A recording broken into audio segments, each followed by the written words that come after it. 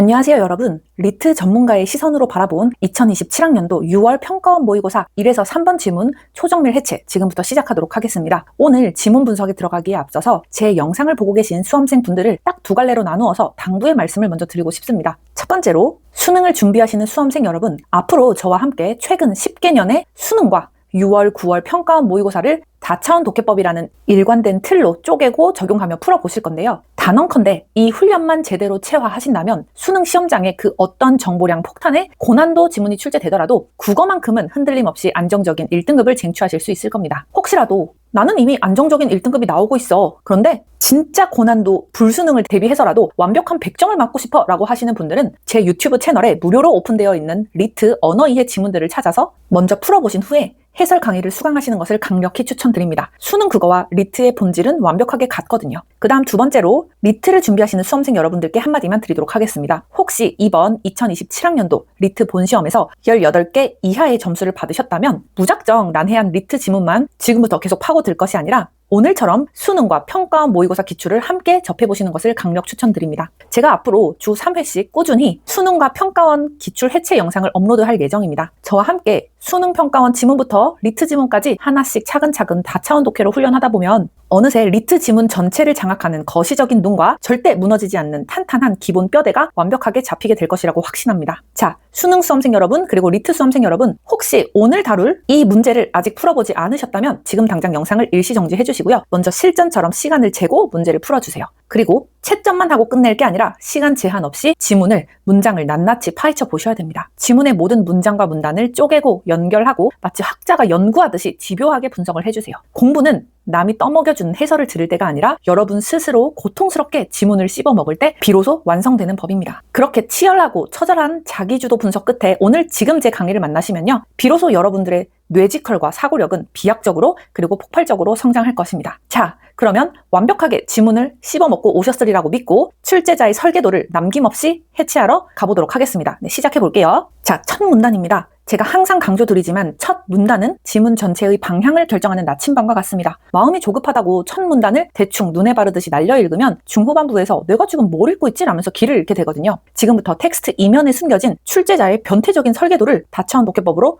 완벽하게 그리고 뼛속까지 초정밀 해체해보도록 하겠습니다. 네, 첫 문단입니다. 학습을 위한 읽기는 글의 내용에 해당하는 지식을 습득하기 위한 목적의 읽기로 내용을 정확하게 파악하고 기억하는 것이 필수적이다. 대표적인 읽기 전략으로는 SQ3R이 있다. 네, 첫 문단이 이렇게 짧고 귀엽게 쓰여져 있네요. 그렇다고 대충 날려 읽으면 안 되겠죠? 저는 이 짧은 한 문장에서 출제자의 설계도를 7개나 찾아냈습니다. 여러분들이 찾은 것과 하나씩 비교해보면서 같이 해체해볼게요. 일단 기본 세팅부터 먼저 갈게요. 제 수업을 몇 개 들어보신 분들은 아시겠지만 첫 문단에서 지문 전체를 장악할 수 있는 거대 주차원을 뽑아내야 된다고 말씀을 드렸습니다. 이 첫 번째 문단을 보자마자 지금 자동 반사적으로 움찔해야 하는 단어가 있는데요. 바로 목적과 전략입니다. 리트와는 다르게 수능 출제자는 되게 친절하게 대놓고 표현을 해주고 있습니다. 지식을 습득하기 위한 목적의 읽기로 뭐뭐 하기 위한 목적이라고 대놓고 표현을 해주고 있죠. 그러면 목적과 세트 프레임인 수단은 어디에 있나요? SQ3R이라는 대표적인 읽기 전략이 바로 목적을 달성하기 위한 수단이 되는 겁니다. 이렇게 읽는 이유는 그냥 SQ3R이라는 게 있구나 이렇게 하고 넘어가시면 안 되고요. 이 지문은 이러이러한 목적을 달성하기 위해서 SQ3R이라는 구체적인 수단이 어떻게 활용되는지를 설명하는 글이구나, 이런 식으로 첫 문장을 읽어야 독해의 방향과 사고의 축이 완벽하게 고정될 수가 있는 겁니다. 자, 그러면 앞에서부터 다시 볼게요. 학습을 위한 읽기는 학습을 위한 읽기는인데 왜 앞에 굳이 작은 따옴표까지 쳐갔을까요? 출제자가 그냥 읽기는 이렇게 표현했어도 되는데 굳이 학습을 위한 읽기는 이라면서 범주를 엄격하게 제한을 했습니다. 왜 그랬을까요? 왜 그랬을까를 생각을 해야 합니다. 우리가 일상에서 하는 읽기에는 흥미 위주의 소설 읽기, 감상을 위한 시 읽기 등 무수히 많은 종류가 있죠. 그런데 출제자는 첫 단어부터 이렇게 얘기를 하는 거예요. 우리가 지금 다룰 읽기는 감동이나 그냥 감상을 위한 읽기가 아니라 철저하게 지식 습득을 위한 읽기, 학습을 위한 읽기야 라고 선을 그어버린 겁니다. 즉 주관성이나 감상 같은 요소는 철저히 배제하고 오직 객관적 정보의 정확한 파악과 기억, 즉 학습을 위한 읽기만을 유일한 기준으로 삼겠다는 지금 닫힌 세계를 선언한 거죠. 포함과 배제의 차원이 쓰여서 출제자가 읽기의 범주를 엄격하게 제한하면서 시작을 하고 있구나. 계속 볼게요. 학습을 위한 읽기는 글의 내용에 해당하는 지식을 습득하기 위한 목적의 읽기로. 여기까지 볼까요? 이 문장 현미경으로 한번 본다고 생각해 볼게요. 출제자가 그냥 학습을 위한 읽기는 지식을 습득하기 위한 목적의 읽기로 이렇게 해도 충분한데요. 굳이 그 앞에 글의 내용에 해당하는 지식을 습득하기 위한이라는 앞부분에 수식어를 덧붙였습니다. 리트 출제자들이나 수능 출제자들은 점 하나, 단어 하나도 허투루 쓰지 않는다고 말씀을 드렸었는데요. 이 수식어가 의미하는 바가 뭘까요? 일문단에서 세팅한 학습을 위한 읽기의 초기 단계는 철저하게 텍스트라는 테두리 안, 즉 글의 내용에 해당하는 내재적 정보에만 갇혀 있다는 뜻입니다. 일문단에서는 철저하게 글 안, 내재에 있는 정보만 쏙쏙 빼먹는 수단인 SQ3R에 집중을 하겠네. 자, 그렇다면 우리 다차원 독해하시는 여러분들 반대 차원으로 한번 생각을 하면서 뒷문단 예측해볼까요? 1문단에서 철저하게 내재적 정보만 쏙쏙 빼먹는 수단에 집중했다면 뒤로 갈수록 어떻게 돼요? 필연적으로 글이라는 껍데기를 찍고 밖으로 나가서 독자 머릿속에 있는 지식이나 외부 상황과 연결하는 외재적 확장이 등장할 수도 있겠네. 내재와 외재 차원을 통해서 뒤에서 나올 문단을 이렇게 예측하면서 능동적으로 읽어 나가셔야 되는 겁니다. 계속 읽어볼게요. 글의 내용에 해당하는 지식을 습득하기 위한 목적의 읽기로 내용을 정확하게 파악하고 기억하는 것이 필수적이다. 네, 다시 볼게요. 목적을 달성하기 위한 필수 조건으로 파악과 기억을 이렇게 병렬로 쪼개놓았습니다. 출제자가 이걸 그냥 대충 썼을까요? 절대 아니죠. 수능 출제자와 리트 출제자들은 심한 결벽증을 가지고 있습니다. 여기서도 똑같습니다. 출제자가 목적을 굳이 파악과 기억 두 가지로 분리를 했다면 분명히 뒷부분에서 나올 SQ3R에 관련한 내용들과 1:1 매칭이 될 거다. 그래서 톱니바퀴처럼 완벽하게 굴러가겠다라고 예측해주시면 훌륭합니다. 뒤에 가서 저희 예측이 맞는지 계속 확인하면서 읽어볼게요. 대표적인 읽기 전략으로는 SQ3R이 있다. 출제자가 유일한 읽기 전략이라고 쓰지 않고 굳이 대표적인 읽기 전략이라고 썼습니다. 대표적이라는 말은 무슨 뜻이죠? SQ3R 외에도 다른 전략들이 존재해 라는 것을 내포하고 있는 단어죠. 즉 출제자가 대표적인이라고 떡밥을 깔았다는 건 지문 초반부에는 SQ3R을 설명하고 중후반부에서는 SQ3R 말고 다른 얘기를 하거나 또는 추가적인 전략들을 얘기하거나 이런 식으로 병렬적으로 전략들이 쏟아져 나오겠구나. 폴더가 여러 개 필요하겠구나 라는 생각을 하실 수 있게 됩니다. 또 여기서 한 발자국만 더 나가볼게요. 수능이든 리트든 지문에서 앞부분에 대표적인 방식은 또는 전통적인 방식은 고전적인 방식은 A다 이런 식으로 시작을 하면 그 A가 완벽하고 무결점의 도구일 확률은 0%에 수렴합니다. 즉 대표적인, 고전적인, 전통적인 이런 표현들은 가장 기본이 되어 있는 베이스, 디폴트 값이라는 뜻이고요. 현실의 복잡한 문제를 완벽히 커버하지 못하는 결핍과 한계를 내포하고 있습니다. 이 설명을 드리는 이유가 뭐예요? 대표적인 읽기 전략으로 SQ3R이 있다는 거는 일단 SQ3R이 기본적인 목적은 달성해 줄 거야. 어떤? 내용을 정확하게 파악하고 기억을 하는 기본적인 목적은 달성은 해줄 것 같아. 하지만 이런 표현으로 봐서는 분명히 이것만으로는 부족한 뭔가 2% 한계가 있을 것 같아. 후반부에는 SQ3R의 한계를 보완하기 위해서 다른 업데이트된 전략이나 수단들이 이제 문제 해결의 구조를 띠고 등장할 수도 있겠다라는 미친 예측 독해를 계속 하는 연습을 저랑 같이 해보도록 하겠습니다. 제가 처음 포인트를 잡을 때 목적과 전략이라는 단어가 수단 목적으로서 굉장히 중요하다고 설명을 드렸었는데요. 이 전략이라는 단어를 수단 차원 말고 다른 차원으로도 생각을 해볼게요. 출제자가 이렇게 쓸 수도 있었습니다. 대표적인 읽기 방법으로는 SQ3R이 있다 이렇게 쓰거나 대표적인 읽기 순서로는 이런 것들이 있다 이런 단어를 썼을 수도 있는데요. 마치 전쟁터에서 쓸 법한 전략이라는 단어를 선택했습니다. 여러분들 전략이 뭐죠? 전략이라는 거는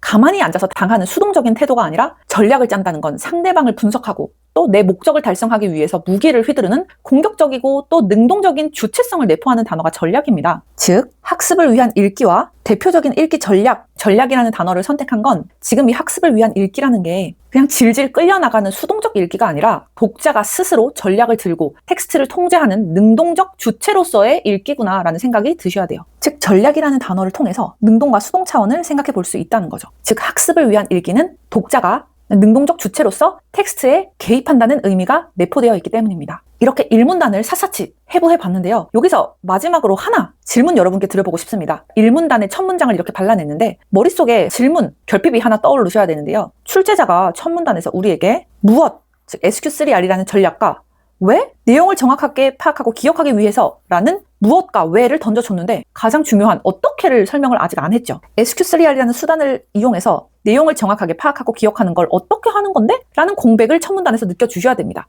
이 공백을 느꼈다면 우리는 출제자의 설계도를 완벽하게 읽어낸 것입니다. 첫 문단에서는 그냥 거대한 목적과 수단만 선언하고 끝났으니까 다음 문단부터는 도대체 SQ3R이 어떻게 내용을 파악하고 기억하게 만들어주는데 이런 구체적인 작동 프로세스가 나오겠구나. 머릿속에 마치 바탕화면에 빈 폴더를 띄우듯이 자, 그러면 이제 SQ3R의 구체적인 단계들이 다음 문단부터 나오겠네. 하나씩 들어와 폴더에 맞게 넣어줄게 라는 그런 기세를 가지고 다음 문장을 향해서 나가보도록 하겠습니다. SQ3R은 훑어보기, 질문하기, 읽기, 암송하기, 재검토하기의 5 활동으로 진행된다. 여기까지 먼저 볼게요. 보통 하수들은 이 문단 첫 문장을 이렇게 만나면 아, SQ3R은 뭐 이렇게 5개로 되어 있구나 하고 눈에 바르듯이 쓱 지나갑니다. 하지만 상위 0.1% 다차원 독해하시는 분들은 이 문장을 마주치는 순간 출제자가 나한테 지문 전체의 완벽한 목차와 1:1 매칭을 던져줬네? 라면서 이제 속으로 쾌재를 불러주셔야 됩니다. 이 평범해 보이는 아무것도 아닌 것처럼 보이는 한 줄의 문장 속에 출제자가 얼마나 치밀한 덫을 깔아두었는지 한번 하나씩 캐치를 해볼게요. 쉬운 것부터 갈게요. 출제자가 왜 굳이 이 5개의 단어에 전부 따옴표 처리를 쳐서 묶어두었을까요? 과거 기출분석에서 우리가 딱 작은 따옴표를 어떻게 처리했었죠? 출제자가 평범한 단어에 작은 따옴표를 쳐서 시각적으로 강조를 해준 것은 이렇게 얘기하는 거라고 말씀드렸습니다. 내가 지금부터 이 수단들을 병렬적으로 나열할 거야. 그러니까 폴더를 딱 만들어 놓고 앞으로 이 순서대로 하나씩 설명이 나오겠구나 라고 예측하고 있어?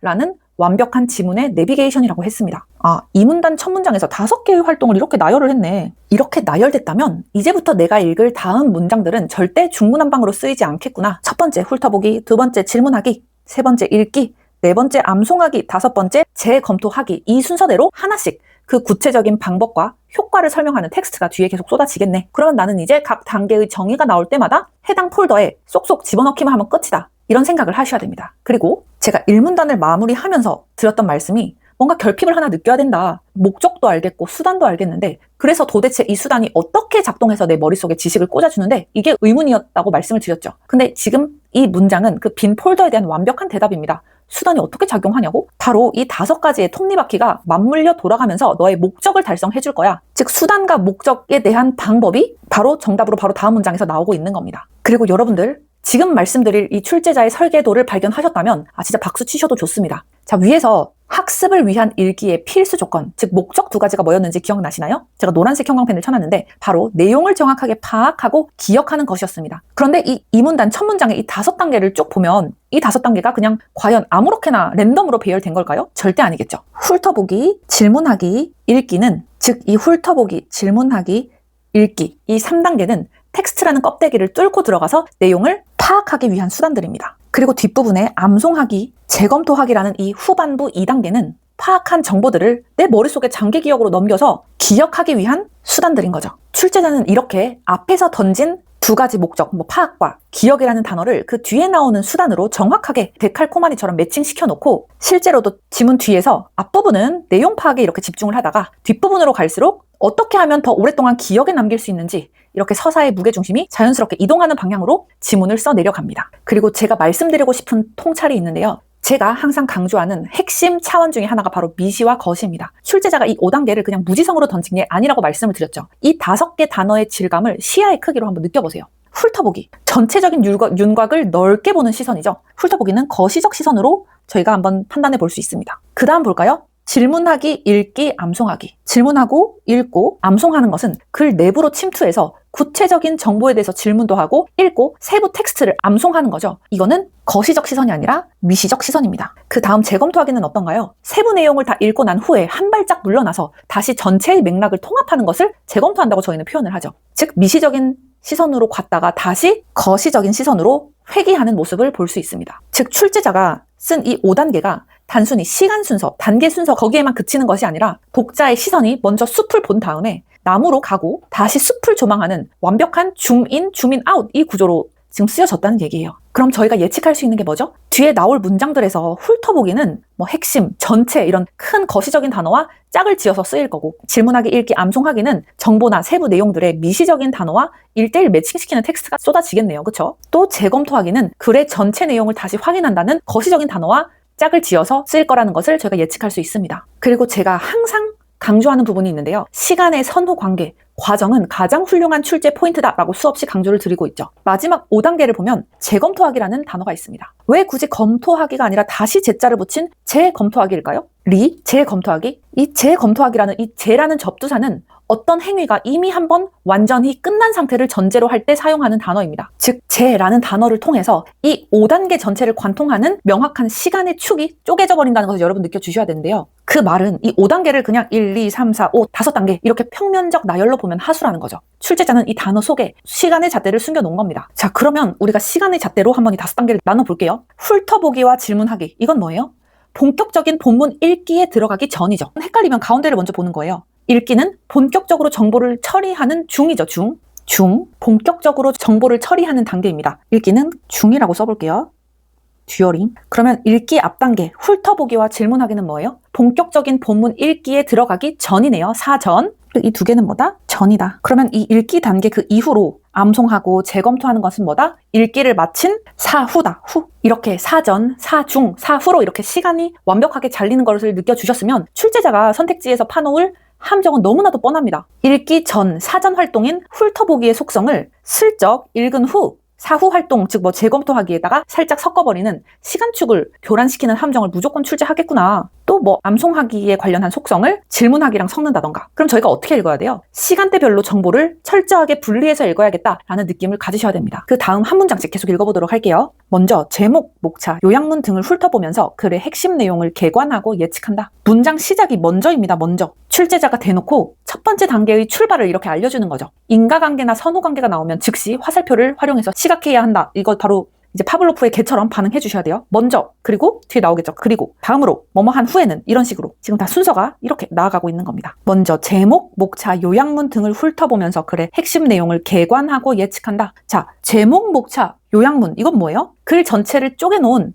미시적 데이터죠. 미시적 부분 데이터입니다. 그런데 훑어보면서 글의 핵심 내용을 개관하고 예측한다고 하고 있네요. 글의 핵심 내용을 개관하고 예측. 이건 뭐예요? 부분적인 정보들을 조립해서 숲 전체의 지도를 그리는 거시적인 조망을 하고 있다는 얘기입니다. 거시적 조망을 하겠다. 즉, 부분적인 정보들을 조립해서 숲 전체의 지도를 그리는 전형적인 미시에서 거시로 인식론적 점프를 하고 있는 겁니다. 즉, 미시적으로 읽더라도 거시적인 큰 흐름을 놓치지 않을 거야 라는 독해의 대원칙이 지금 이 문장에 그대로 적용이 되어 있는 거죠. 그 다음 문장 볼게요. 그리고 훑어보는 과정에서 얻은 정보를 토대로 질문을 만든다. 무엇을 토대로 이 단어를 씹어 드셔야 됩니다. 리트에서든 수능에서든 조건이나 인과가 걸리는 표현은 항상 킬러 포인트입니다. 선생님, 그게 무슨 말이에요? 즉, 위에 훑어보는 과정, 즉 1단계 과정에서 얻은 정보를 토대로 질문을 만든다는 게 훑어보기에서 얻은 정보가 없으면 2단계인 질문하기는 애초에 성립할 수 없다는 거죠. 즉, 훑어보기가 선행 조건이고 1단계 선행 조건, 질문하기가 2단계로서 후행 조건이라는 의미입니다. 뭐뭇을 토대로 이렇게 조건이나 인과가 걸리는 표현은 꼭 이렇게 체크를 해줘라. 그리고 뒷부분 서술어에서 재미있는 표현이 나옵니다.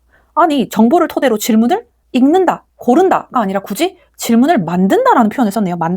만든다라는 표현은 굉장히 주체적이고 능동적인 표현이죠. 저희 출제자들이 굉장히 자주 쓰는 구도 중에 하나가 바로 능동과 수동입니다. 즉, 독자는 책에 적힌 글자를 수동적으로 받아먹는 그런 기계가 아니라는 거죠. 스스로 정보를 모아서 자신만의 질문을 직조해낼 수 있는 완벽한 능동적 주체야. 독자는 그 정도로 격상된 존재야 라고 서술어 하나로 선언을 하고 있는 겁니다. 즉, 독자들은 굉장히 능동적인 주체야. 계속 읽어볼게요. 다음으로 만든 질문에 대한 답을 찾아보며 글을 읽는다. 다음으로라는 표현을 통해서 아까도 말씀을 드렸지만 그 다음 단계로 넘어왔음을 이 단계를 출제자가 선지해서 섞을 수가 있기 때문에 순서나 단계의 표현이 나오면 자동 반사적으로 이렇게 적어주셔야 됩니다. 그리고 만든 질문에 대한 답을 찾아보며 글을 읽는다. 그냥 글을 읽는다라고 쓴 게 아니죠. 어떻게 읽어요? 만든 질문에 대한 답을 찾아보며 글을 읽는다라고 하고 있습니다. 이것이 의미하는 바가 뭘까요? 독서라는 행위 자체가 아무 목적 없이 텍스트에 끌려다니는 수동적인 표류가 아니라 내가 능동적으로 만든 질문의 답을 찾겠다는 명확한 목적을 위해서 그런 목적의식을 갖고 글을 읽는다는 얘기를 하는 거죠. 이 문장에서도 대놓고 표현하지는 않았지만 이 텍스트를 읽는 과정 자체에 수단과 목적이라는 프레임이 자연스럽게 스며들어 있는 것을 저희는 눈치를 채실 수 있겠습니다. 계속 읽어볼게요. 읽은 후에는 글에서 중요한 내용을 자신의 언어로 표현해보는 과정을 통해 기억하며 암송한다. 네, 이 문장이 가장 위험하고 출제하기도 좋은 문장인데요. 문장의 시작이 뭐죠? 읽은 후에는 이렇게 시작을 하고 있어요. 출제자가 대놓고 사전, 사후에 시간축 잣대를 들이민 거예요. 저희는 위에서 재검토하기라는 표현을 통해서 읽기가 중간이니까 전, 중, 후 이렇게 시간의 축을 나눠보자 라고 저희가 예측하고 적극적인 독해를 했는데 여기서 이 힌트를 잡지 못했다면 읽은 후에는 이 표현을 통해서라도 사전과 사후라는 시간의 축을 잡으셔야 됩니다. 왜 잡아야 돼요, 선생님? 시간의 선후관계를 뒤바꿔치는 오답이 계속 나오기 때문에 선택지에서 질문하기는 글을 읽은 후에 어쩌고저쩌고 이렇게 나온다거나 암송하기는 글을 읽기 전에 이런 식으로 시간의 선후 관계를 뒤바꿔치는 오답 낚시를 무조건 출제하기 때문에 저희는 출제자의 함정을 미리 알고 이런 시간의 축 잣대가 느껴지면 바로바로 뭐 사전이나 사중이냐 사후냐 이렇게 선후 관계를 분류를 해줘야 된다. 시간의 선후 관계를 날카롭게 나눠줘야 된다라는 말씀을 드리는 겁니다. 다시 한번 볼게요. 읽은 후에는 글에서 중요한 내용을 자신의 언어로 표현해보는 과정을 통해 기억하며 암송한다. 자, 지금 이 부분에 출제자의 덫을 간파하셨으면 정말 상위 0.001%입니다. 자신의 언어로 표현해보는 과정? 지금 읽기를 하고 있죠. 그 텍스트의 저자는 독자 입장에서 뭐예요? 외부 언어예요. 외부 언어. 즉 외제의 언어인데 그걸 어떻게 하고 있어요? 자신의 언어, 내재적인 표현으로 흡수해버린다는 거죠. 즉 바깥에서 떠돌던 타인의 지식을 내 머릿속의 체계로 완벽하게 흡수해서 체화시킨다는 내용을 지금 길게 풀어쓰고 있는 겁니다. 뒷문장 마무리 해볼게요. 자신의 언어로 표현해보는 과정을 통해, 뭐뭇을 통해 이러한 과정을 수단으로 삼아서 기억하며 암송한다. 이 부분이 기억하며 암송한다는 목적을 달성하고자 하는 거죠. 1문단에서 거대한 목적 두 번째가 기억이었는데 이 기억이 지금 4단계 이러이러한 과정을 통해 기억하며 암송한다 라는 구체적인 수단, 과정을 만나서 완벽하게 구체화되고 있습니다. 일반적이고 추상적으로 1문단에서 쓰였는데 뒷부분 4문단에서 구체화되면서 완벽하게 톱니바퀴가 돌아가듯이 글이 예쁘게 쓰여지고 있습니다. 이거는 굉장히 잘 쓰여진 지문의 전형적인 구조입니다. 마지막 문장 읽어볼게요. 마지막으로 글의 전체 내용을 다시 확인해보고 읽은 내용을 재검토한다. 마지막으로 라는 표현을 통해서 드디어 알고리즘의 루프가 종료되는 거죠. 이 마지막 문장을 보고 하수들은 훑어보고 질문하고 읽고 암송하고 재검토하고 끝 이렇게 하고 눈에 발라서 암기하려고 덤벼드는데요. 저희는 그렇게 읽지 않을 겁니다. 일단 저희가 거시, 미시, 거시라고 이렇게 사이클 잡아놨던 거 기억나시나요? 훑어보기가 거시고 질문하기, 읽기, 암송하기가 미시적 시선 그리고 재검토하기가 거시다. 마지막 문장 다시 볼게요. 마지막으로 글의 전체 내용을 다시 확인해보고 이거 굉장히 많이 본 뉘앙스죠? 어디서 보셨나요? 바로 위에 글의 핵심 내용을 개관하고 예측한다. 글의 전체 내용을 다시 확인해본다. 이렇게 비슷한 뉘앙스로 쓰고 있습니다. 즉 글의 전체 내용을 다시 확인해본다는 거는 1문단 훑어보기에서 핵심 내용을 개관하고 예측하는 것과 같이 동일하게 거시적 조망인 거죠. 그리고 2, 3, 4단계에서 세부 질문을 만들고 답을 찾고 암송하면서 텍스트 내부 미시 속까지 침투했었습니다. 그리고 마지막 5단계에 와서 다시 텍스트 밖으로 한 발짝 물러나서 전체 내용을 조망하고 있는 거죠. 이것도 똑같은 거시적 조망입니다. 이렇게 2문단까지 끝났는데요. 지금 2문단까지 출제자의 설계도를 한번 최종적으로 한번 정리를 해보도록 하겠습니다. 즉 2문단까지의 출제자의 설계도 한번 볼게요. 첫 번째, 시간축의 완벽한 통제, 사전, 사후 프레임입니다. 사전, 사후 프레임이 쓰였죠. 어떻게 쓰였었나요? 읽기 전이라는 사전, 1, 2단계, 읽는 중, 사중이라고 할게요. 3단계, 읽은 후, 사후, 4, 5단계. 즉 사전, 사후 프레임이 쓰였다. 그 다음 두 번째, 시선의 완벽한 호흡. 이거는 거시, 미시 프레임. 숲을 봄, 거시죠. 1단계. 그 다음 나무를 팸, 미시고요. 이게 2, 3, 4단계였습니다. 그리고 다시 숲을 봄, 5단계. 이렇게 미시, 거시 프레임이 쓰였고 세 번째가 인식의 완벽한 융합. 이거는 주체와 객체, 능동과 수동 프레임. 먼저 이제 타인의 정보는 객체이면서 수동적인 건데 이걸 어떻게 한다고 했어요? 나의 언어로 바꾸고 질문한다고 했었죠. 질문한다는 것 자체가 주체적이면서 능동적인 행위입니다. 나의 언어로 표현을 하고 질문도 하는 주체와 수동 차원으로 넘어왔다. 즉 이렇게 정리를 해볼 수 있습니다. 즉 이 텍스트는 단순한 방법만 나열한 텍스트가 아닌 거죠. 이런 식으로 지문 구조에 뼈대와 틀을 장착하고 나면 이제 출제자가 선지에서 문제를 낼 게 뻔히 보입니다. 즉 훑어보기, 사전 속성을 슬쩍 사후 속성, 재검토하기에 섞어서 내거나 또 타인이 만든 질문을 내가 만든 질문 이렇게 능동과 수동을 바꿔치기 하는 그런 얄팍한 덫들이 눈에 뻔히 보일 수밖에 없는 거예요. 이런 다차원 독해야말로 지문에 질질 끌려다니지 않고 출제자의 머리 위에서 노는 독해법이라고 생각합니다. 자, 여기까지만 해도 수능 수험생 입장에서는 안정적인 1등급을 받는데 문제가 없어요. 하지만 그 어떤 어려운 지문, 어떤 불수능이 닥쳐도 흔들리지 않는 최상위 0.001% 고득점자가 되려면 지금 여기서부터 한 발자국만 더 나가볼게요. 제가 항상 말씀드리지만 글은 여러 차원에서 바라봐야 합니다. 그냥 한 문장, 한 단어, 한 근거만 붙잡고 한 차원으로만 바라보면 출제자가 의도한 전체 구조를 놓치기 쉽거든요. 쉽게 말해서 장님이 코끼리를 만진다는 비유가 있죠. 코만 만진 사람은 코끼리가 뱀 같아 라고 하기도 하고 다리만 만진 사람은 코끼리가 기둥 같아 라고 하기도 하죠. 하지만 코끼리는 코도 아니고 다리도 아니다. 모든 것이 모여서 하나의 코끼리를 이루는 것이다. 독해도 마찬가지입니다. 여러 차원을 종합해서 전체 구조를 보여드리기 위해서 앞에서 봤던 이 5단계 한 번만 더 다른 차원에서 한번 봐볼게요. 이 5단계를 주체와 객체라는 다차원 프레임으로 치환해 보도록 할게요. 첫 번째, 훑어보기 뭐예요? 아래에서 훑어보기에 대해서 어떻게 설명했었죠? 제목, 목차, 요약문을 본다. 철저하게 책에 인쇄된 객체의 시선을 고정하는 거죠. 책에 인쇄된 객체, 텍스트의 시선을 고정한다는 것은 어디에 집중되어 있다? 텍스트라는 객체에 집중이 되어 있다. 그럼 질문하기는 뭘까요? 질문을 만든다라는 표현을 썼었죠. 텍스트가 아니라 독자의 머릿속에서 자발적으로 질문을 생성해내는 독자, 즉 주체의 영역으로 주도권이 넘어오는 겁니다. 이건 다시 주체로 갔다가 읽기 한번 볼까요? 읽기 뭐였어요? 답을 찾아보며 글을 읽는다라고 했었습니다. 즉 다시 답이 숨겨져 있는 텍스트, 객체 내부로 빠져드는 거죠. 읽기는 뭐다? 다시 객체. 암송하기는 뭐죠? 자신의 언어로 표현한다라고 했습니다. 즉 텍스트의 언어를 버리고 완벽하게 다시 독자, 즉 주체의 언어로 번역을 해내야 되니까 주도권이 주체로 다시 넘어온다. 마지막 재검토하기는 뭐예요? 글의 전체 내용을 다시 확인한다. 즉 원래의 텍스트로 다시 돌아가서 대조한다는 거기 때문에 객체로 주도권이 넘어가게 됩니다. 즉 이 5개는 그냥 나열된 게 아니라 객체, 주체, 객체, 주체, 객체 이렇게 완벽한 지그재그 핑퐁 리듬을 타고 가고 있는 거죠. 출제자는 지금 올바른 읽기란 텍스트에만 끌려다니는 것도 아니고 내 상상대로만 읽는 것도 아니고 주체와 객체의 끊임없는 변증법적 상호작용이다 라는 이 궁극적인 결론을 이 순서에 담아내고 있는 게 아닐까라고 생각해 보았습니다. 그리고 마지막 5단계 문장의 서술어 질감을 살짝 예민하게 느껴볼게요. 글의 전체 내용을 다시 확인해보고 읽은 내용을 재검토한다라고 했습니다. 전체 내용을 다시 확인해보고 읽은 내용을 재검토한다. 우리는 보통 글을 처음부터 끝까지 한번 읽고 나면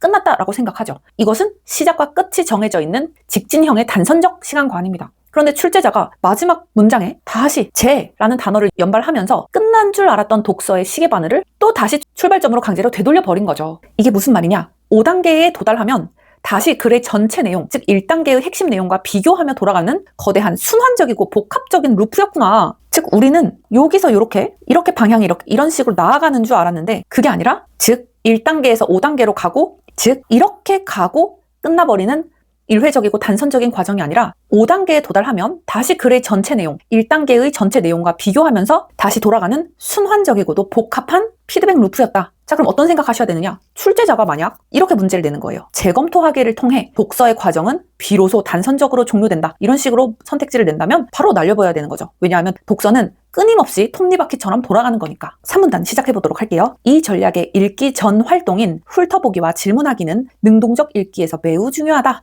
자, 읽기 전 활동. 여러분들, 앞선 문장들을 분석하면서 우리가 미리 예측했었던 사전, 사중, 사후의 시간축 프레임 기억나시죠? 여기서 출제자가 대놓고 확인 도장을 찍어줍니다. 우리는 알아서 끊었었는데 지금 수험생들이 모를까 봐서 지금 대놓고 아래에서 얘기를 해주는 거죠. 얘들아, 1단계 훑어보기랑 2단계 질문하기는 무조건 읽기 전 활동이야. 이렇게 명시적으로 범주를 묶어주고 있는 겁니다. 만약에 우리가 다차원 독해를 통해서 미친 예측 독해를 계속하는 시야가 길러진다면 지문이 어떻게 읽히냐면 출제자가 같은 말을 계속 반복하는 느낌이 들어요. 아니 알고 있는데 왜 또 말해? 이미 함축해놓은 내용을 난 파악했는데 명시적으로 또 왜 말해? 왜 같은 말을 계속 말해? 한 지문을 읽으면서 핵심 내용을 한 5번 말하는 느낌이 드니까 선택지에서 틀릴 수가 없죠. 그러니까 예측하는 독해도 굉장히 중요하다. 지금도 훑어보기랑 질문하기가 읽기 전 활동이라는 거 지금 저희 몇 번 봤습니까? 이미 전 활동이라고 끊었었죠. 선행 조건을 바탕으로 후행 조건이 일어나고 그 다음 단계로 계속 넘어간다고 하면서 같은 내용을 계속 반복하고 있는 겁니다. 그리고 뒤에 보니까 능동적 읽기에서 매우 중요하다. 아니 우리 지금 이미 능동, 수동, 주체, 객체 다 잡고 왔었어요. 위에서 무슨 정보를 토대로 질문을 만든다. 그런데 이제 만든다는 게 크리에이트라고 해서 굉장히 능동적이고 주체적인 것으로 독자의 입장이 격상됐다. 이렇게 얘기를 했었죠. 근데 뒤에서도 똑같이 한 번 더 명시적으로 텍스트 표면으로 이렇게 출제자가 써주고 있습니다. 읽기의 본질이 독자의 능동성에 있다고 지금 대놓고 말해주는 거죠. 이 짧아 보이는 문장을 가지고 저희 뇌지컬 한번 길러보는 훈련 한번 해보도록 하겠습니다. 지문 전체를 지배했던 1문단의 뼈대가 뭐였죠? 수단과 목적이었습니다. 그런데 지금 능동적 읽기라는 능동, 수동이라는 핵심 뼈대가 끼어들었습니다. 이거 한번 합쳐서 이 지문의 논리적 알고리즘 한번 만들어 볼까요? 수단과 목적과 능동성을 합쳐서 이 지문의 논리적인 알고리즘을 만들어 보자. 첫 번째, 아래 부분 다시 볼게요. 이 전략의 읽기 전 활동인 훑어보기와 질문하기는, 즉 훑어보기와 질문하기는 뭐다? 목적을 위한 수단이다. 그런데 이 수단이 있으면서 어떻게 돼요? 독자의 능동성이 극대화되겠죠. 이걸 매개라고 해볼게요. 매개자 원인. 독자의 능동성이 극대화되면 그 결과 1문단에서 말했던 궁극적 목적이었던 내용을 정확하게 파악하고 기억하는 것이 압도적으로 향상되겠다. 슝 이렇게 결과이자 목적을 달성하게 된다. 이렇게 정리할 수 있을까요? 훑어보기와 질문하기를 통해서 독자의 능동성이 극대화되고 이를 매개로, 이를 원인으로 그 결과 1문단에서 말했던 궁극적 목적인 내용 파악과 장기 기억이 압도적으로 향상된다. 즉 목적을 달성하게 된다. 이렇게 연결지어서 생각해 볼 수 있겠습니다. 그 다음 문장 계속 가볼게요. 훑어보기는 글의 내용이 무엇에 관한 것인지 미리 파악하는 것이다. 출제자가 서술어에 미리라는 부사를 딱 박아주었습니다.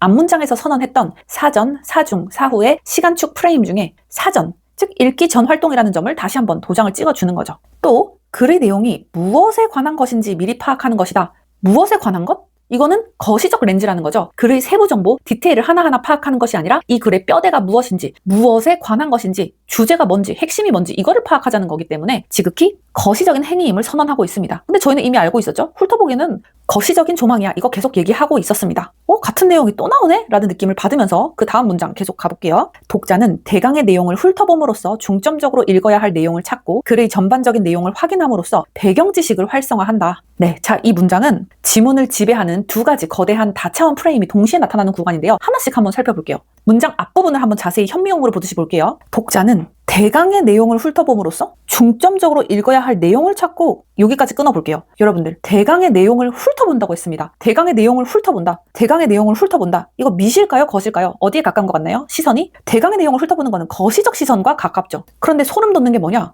대강의 내용을 훑어봄으로써, 뭐뭐 함으로써 목적이 뭐다? 중점적으로 읽어야 할 내용을 찾는 거다. 즉 디테일한 세부 내용을 찾기 위해서다. 미시적 시선으로 하강하고 있습니다. 거시적으로 숲을 멍하니 쳐다보는 게 아니라 숲 전체의 지도를 빠르게 스캔한 다음에 저 나무, 저 중점 내용을 미시적으로 패야겠다라고 타겟을 설정하는 거시에서 미시로의 차원이 하강하고 있는 거죠. 완벽한 줌인 과정을 보여주고 있다. 자, 그 옆에 문장도 계속 볼게요. 글의 전반적인 내용을 확인함으로써, 이것을 내재 외재라는 차원으로 한번 봐볼까요? 글의 전반적인 내용, 텍스트 안에 있는 글자를 확인한다는 내용이죠. 즉 내재적인 텍스트를 확인함으로써, 함으로써 결국 활성화하는 대상이 뭐예요? 배경 지식을 활성화한다. 배경 지식은 텍스트라는 껍데기 안에 인쇄된 잉크 아니죠. 배경 지식은 독자의 머릿속에 축적되어 있는 철저한 외재적 요소입니다. 즉 출제자가 이렇게 얘기를 하는 거죠. 올바른 읽기는 텍스트 안 내재에만 갇혀서 수동적으로 글자를 받아먹는 게 아니라 독자 너희 머릿속에 있는 지식, 외재적 지식을 끄집어내어서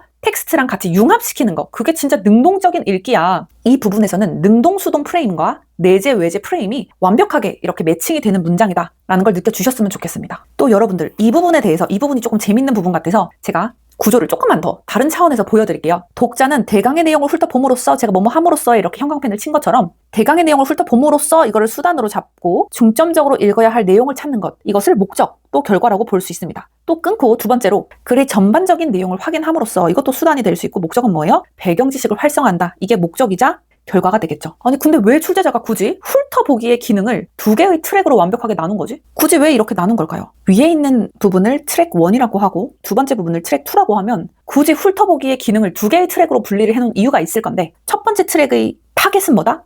텍스트 내부에서 길을 잃지 않기 위해서 대강의 내용, 텍스트를 훑어봄으로써 중점적으로 읽어야 할 내용, 즉 텍스트 내부 얘기를 계속 하는 거예요. 즉 트랙 1은 내재적 정보에 집중을 하자는 거예요. 내재적 정보에 타겟팅을 한 거고, 트랙 2를 보면 텍스트를 뚫고 나와서 결국에 내 머릿속에 있던 지식, 배경 지식을 예열시키는 외재적 인지 네트워크를 형성하자는 얘기잖아요. 그쵸? 그래서 두 번째 트랙에서는 외재적 정보를 통해서 텍스트를 장악해야 된다. 즉 외재와 내재의 양방향 멀티태스킹이 되어야 된다 라는 내용을 이 두 개의 트랙으로 나눠서 얘기하고 싶었던 게 아닌가라고 한번 생각해 보았습니다. 다음 문장 계속 읽어가 보도록 할게요. 이를 통해 독자는 글에 대한 적응력이 높아져 읽는 속도가 빨라지고 읽은 내용을 짜임새 있게 구성하여 더 오래 기억할 수 있게 된다. 자, 여러분들, 리트든 수능이든 이를 통해가 나오면 기계적으로 펜을 들고 화살표, 연쇄 사슬을 그어야 됩니다. 이를 통해라는 것이 이제 인과관계가 시작된다는 뜻이거든요. 즉 여기서의 이는 훑어보기를 의미하기 때문에 훑어보기가 어떻게 궁극적 목적을 달성하는지 그 메커니즘, 기전이 이제 뒤에 나온다는 의미입니다. 지금 이 문장이 살짝 긴데요. 끊어볼게요. 이를 통해서 독자는 글에 대한 적응력이 높아져서 읽는 속도가 빨라지고, 자, 일단 다시 훑어보기를 통해서 독자는 뭐예요? 글에 대한 적응력이 높아져서 그 다음에 어떻게 된다? 읽는 속도가 빨라지고 읽은 내용을 짜임새 있게 구성해서 결론은 뭐다? 더 오래 기억할 수 있게 된다. 즉 이렇게 최종 결과로 나아가게 됩니다. 인과관계가 무려 4단계로 연쇄로 폭발하고 있네. 이걸 보면 이제 출제자가 어떻게 선택지에서 장난칠지 눈에 훤히 보이셔야 돼요. 어떻게 꼴까요? 선택지에서 어떻게 장난을 칠까요? 원인과 결과를 뒤집는 것처럼 더 오래 기억할 수 있게 돼서 읽은 내용을 짜임새 있게 구성할 수 있게 된다라고 순서를 바꾸거나, 적응력이 높아져서 갑자기 세부 내용을 암송할 수 있게 된다 라든지, 인과 사슬이 길어질수록 출제자는 반드시 화살표의 방향을 반대로 꺾거나 엉뚱한 속성을 슬쩍 끼워 넣는 속성 바꿔치기, 인과 바꿔치기, 덫을 출제자들이 너무 잘 놓는다. 따라서 이런 부분이 나오면 화살표 방향을 꽉 쥐고 절대 낚이지 않겠다고 생각하셔야 됩니다. 그리고 이 문장에서 가장 중점적으로 봐야 하는 단어가 바로 세 번째 문장에 있는 짜임새 있게 구성하여 라는 표현인데요. 글이라는 건 본질적으로 일문단부터 끝까지 일직선으로 쓰인 선형적이고 단선적인 매체입니다. 그런데 하수들은 그 일직선의 글을 그냥 1차원 평면으로 이제 수동적으로 받아들이게 되는데요. 이 지문에서 출제자는 독자가 내용을 받아들여 저장하여 이런 표현을 쓰지 않고 굳이 마치 집을 짓거나 레고를 조립할 때 쓰는 단어처럼 구성하여라는 단어를 썼습니다. 제가 항상 드리는 말씀이지만 단어 표현, 단어의 느낌, 질감에 항상 날을 세워서 날카롭게 봐야 된다. 출제자는 지금 이 글을 어떤 식으로 쓰고 있느냐? 그냥 선형적이고 단선적인 수동적인 글이 아니라 독자가 텍스트, 평면에 있는 글자들을 뜯어내서 1문단의 뼈대 위에 2문단이라는 살을 붙이고 내 배경지식이라는 시멘트를 발라서 머릿속에 완전 3D의 입체적인 건축물을 지어 올리는 그런 능동적 창조자, 건축가처럼 지금 생각을 하고 있는 거예요. 이런 생각이 든다면 또 선택지 예측을 할 수가 있겠죠? 선택지에서 이렇게 나오는 겁니다. 훑어보기를 통해서 글의 내용을 있는 그대로 순차적이고도 단선적으로 입력한다 라고 나오면 바로 틀린 선택지가 되겠죠. 능동적인 독자는 정보를 있는 그대로 수용하는 게 아니라 정보를 뜯어 고쳐서 입체적으로 조립하는 건축가다라는 느낌으로 계속 지금 글을 쓰고 있는 겁니다. 이 단어 표현 하나만 봐도 알 수가 있겠죠. 그리고 맨 마지막 표현 한번 볼게요. 더 오래 기억할 수 있게 된다. 자, 우리 1문단 한번 다시 올라가 볼게요. 1문단에서 세팅해뒀었던 목적, 지문 전체의 목적이 뭐였죠? 바로 내용을 정확하게 파악하고 기억하는 것이 필수적이다 라고 했었습니다. 즉 1문단에서 던져두었었던 거대한 목적이었던 기억이 2문단에서 이제 훑어보기라는 수단의 인과 사슬을 타고 내려와서 마침내 더 오래 기억할 수 있게 된다 라는 텍스트로 이렇게 완벽하게 데칼코마니처럼 수미상관을 이루게 되는 겁니다. 지문을 지배하고 있는 수단과 목적 프레임이 지금 톱니바퀴에 맞물려 돌아가듯이 이렇게 맞물려 돌아가고 있는 거 느끼셔야 돼요. 다시 한번 1문단에서 저희가 수단과 목적으로 잡았던 거대한 목적이었던 것 중에 하나 기억이 2문단에서 훑어보기라는 수단의 인과 사슬을 타고 내려와서 마침내 마지막 뭐다? 더 오래 기억할 수 있게 되었다라는 텍스트로 회수되고 있다. 그 다음 문장 계속 읽어가 볼게요. 질문하기는 읽는 목적을 고려하여 질문을 만드는 것이다. 여기까지 짧으니까 한번 빨리 읽어볼게요. 읽는 목적을 고려하여 질문을 만드는 것이다. 여기서 주목해볼까요? 읽는 목적을 고려하여. 우리가 하는 독서는 여러분들 1문단 첫 줄 다시 한번 떠올려 볼게요. 우리가 하는 독서는 취미가 아니라 뭐라고 했죠? 지식 습득과 기억이라는 거대한 목적을 향해 달려가는 행위라고 했었죠. 출제자는 지금 질문하기를 시작하자마자 이 질문이 아무렇게나 던지는 헛소리가 아니라 철저하게 1문단의 궁극적 목적을 타겟팅해서 고안된 정교한 수단이야 라는 걸 다시 한번 알려주고 있는 겁니다. 읽는 목적을 고려해야 한다라고 하고 있기 때문에 질문하기는 뭐다? 이 궁극적 목적을 타겟팅해서 고안된 정교한 수단이다. 첫 문단에서 잡은 수단과 목적 차원이 계속 지문을 관통하고 있네. 이걸 느껴주셔야 됩니다. 그리고 앞에서도 봤던 포인트인데요. 질문을 어떻게 한다? 만드는 것이다. 질문을 고른다거나 지문을 읽는다가 아니라 만든다. 만든다 뭐예요? 무에서 유를 창조한다는 거죠. 텍스트라는 객체에 질질 끌려가는 것이 아니라 독자 스스로 질문을 만들어내는 능동적 주체이자 창조자다라고 독자의 지위를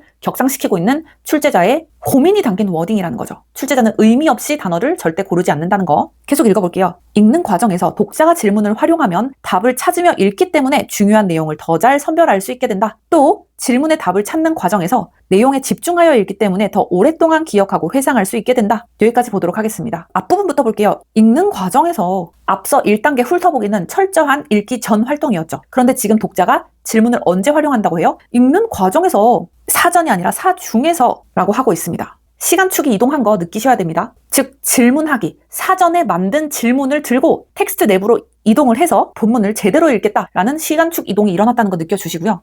사전에서 지금 사중으로 옮겨간 것. 또 다시 한번 볼게요. 읽는 과정에서 독자가 질문을 잘 활용하면 답을 찾으며 읽기 때문에 중요한 내용을 더 잘 선별할 수 있게 된다. 출제자가 왜 중요한 내용을 다 알게 된다 이렇게 쓰지 않고 굳이 중요한 내용을 더 잘 선별할 수 있게 됐다라고 표현을 했을까요? 선별한다는 게 무슨 뜻이죠, 여러분? 진짜 정보는 포함시켜서 가져가고 내 질문과 상관없는 텍스트들은 배제시켜서 버린다는 얘기죠. 그게 선별한다는 의미죠. 즉 독자들은 정보의 바다에서 모든 정보들을 가지고 어떻게 해라면서 허우적대는 게 아니라 정보를 내 입맛대로 내 필요에 따라서 취사 선택할 수 있는 막강한 통제권자라는 걸 선언한 거예요. 즉 선별할 수 있는 권한이 있는 사람이 바로 독자라는 거죠. 필요한 정보는 포함시키고 필요 없는 정보는 배제시킨다는 거예요. 즉 중요한 내용을 더 잘 선별할 수 있다는 게 뭐예요? 다시 중요한 내용을 더 잘 선별할 수 있게 된다. 이게 1차 결과죠. 중요한 내용을 더 잘 선별할 수 있게 돼. 그럼 2차 결과는 뭐죠?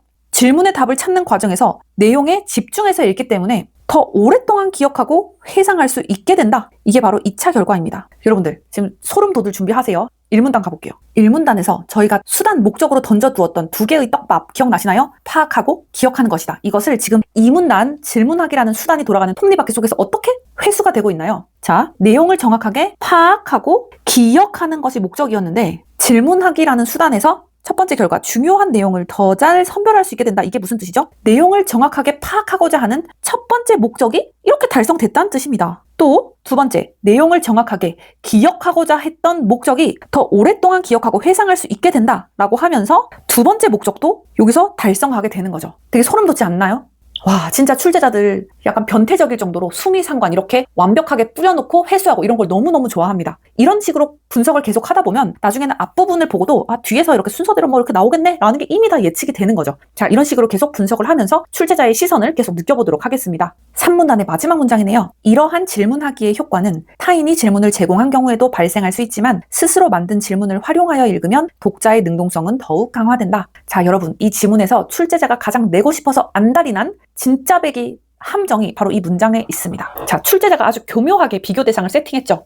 첫 번째, 타인이 질문을 제공한 경우. 두 번째, 스스로 만든 질문을 활용하는 경우. 자, 위에를 A라고 하고 아래를 B라고 해볼게요. 자, 출제자가 A와 B로 이렇게 교묘하게 비교 대상을 세팅했는데요. A부터 보면 타인이 질문을 제공한 경우라는 거는 나침반을 남이 쥐어준 상태인 거죠. 즉 철저한 외부의 개입이자 수동적 상태인 겁니다. 외부의 개입이자 수동적 상태. 두 번째, B를 볼게요. 스스로 만든 질문을 활용하여 읽는다? 즉 내 무기를 내가 직조한 상태인 거죠. 즉 완벽한 내부 주체성이자 능동적 상태인 거예요. 즉 이렇게 타인, 외부, 수동, 스스로, 내부, 능동 이렇게 거대인 프레임을 이 문장에서 충돌시키고 있습니다. 그리고 지금부터 굉장히 중요한 포인트가 나오는데요. 이 문장 그냥 보통의 학생들은 타인이 질문을 제공하면 효과가 없고 내가 스스로 만들면 효과가 있구나 이런 식으로 흑백 논리로 읽어버리는데요. 다시 자세히 볼까요? 타인이 질문을 제공한 경우에도 뭐뭐에도 발생할 수 있지만 스스로 만든 질문을 활용하여 읽으면 독자의 능동성은 더욱 강화된다라고 하고 있네요. 즉 흑백 논리로 읽으면 안 된다는 거죠. 둘 다 효과가 아예 없는 건 아닌데 그 힘의 크기, 파워와 정도의 차이가 압도적으로 난다는 뜻입니다. A도 효과가 있어요. A도 효과가 있지만 B는 효과가 더 많이 증폭된다는 거죠.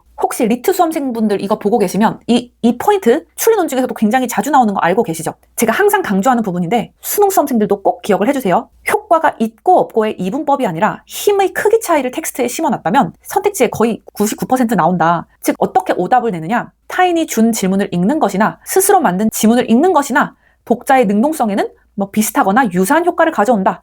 이런 식으로 힘의 크기를 비슷하게 뭉개버리는 오답 낚시를 출제할 가능성이 높습니다. 또 타인이 준 질문을 읽는 것은 효과가 없다. 이런 식으로 흑백 논리로 문제를 내기도 하죠. 즉 이분법적으로 조건을 나누지 마라. 힘이나 정도의 미묘한 차이에 반응하라.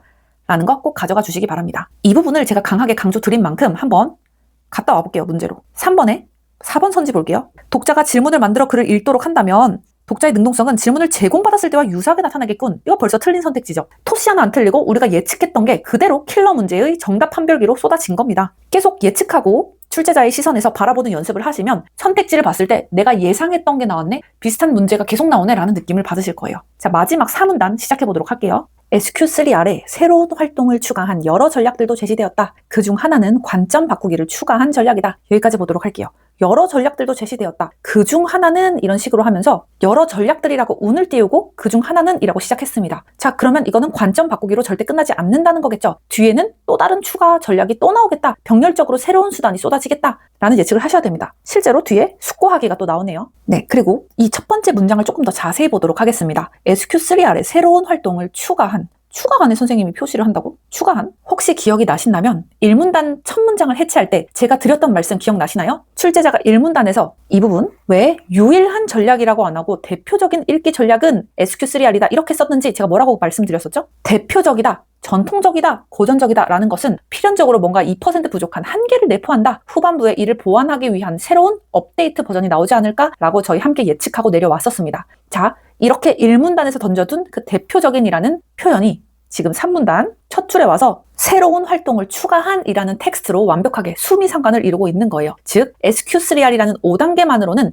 1문단의 거대한 목적이었던 정확한 파악과 장기 기억을 100% 달성하기에 조금 부족했기 때문에 그 한계를 메우기 위해서 기존의 수단과 플러스 알파로 관점 바꾸기라는 추가 수단을 가져와서 업데이트 수단을 결국에 끌고 온 거죠. 지문 전체가 문제 제기를 하고 기본 해결책을 내놓았는데 한계가 노출되자 최종적으로 보완된 해결책이 나온다라는 완벽한 서사를 타고 있습니다. 자, 그리고 관점 바꾸기를 추가한 전략이라는 완전히 새로운 수단이 등판했죠. 그럼 저희 머릿속에는 본능적으로 하나의 질문이 떠올라야 됩니다. 그래, 새로운 수단을 쓴다는 건 알겠어. 그러면 이 수단을 쓰면 일문단의 목적이었던 파악과 기억이 도대체 얼마나 어떻게 질적으로 상승, 초과 달성하는 건데? 라는 생각이 들겠죠. 출제자는 절대 아무런 이유 없이 새로운 전략을 소개하지 않습니다. 이 문단에서 스스로 만든 질문이 능동성을 더욱 강화시켰던 것처럼 지금 여기서 설명하는 이 관점 바꾸기 역시 이 문단의 성과를 뛰어넘는 압도적인 결과를 아마 다음 문장에서 내놓지 않을까라는 나름대로의 구조적 압박이 느껴지는 문장인 거죠. 자, 그리고 계속 볼게요. 새로운 활동을 추가한 여러 전략들도 제시되었다. 여러 전략들도 제시되었다.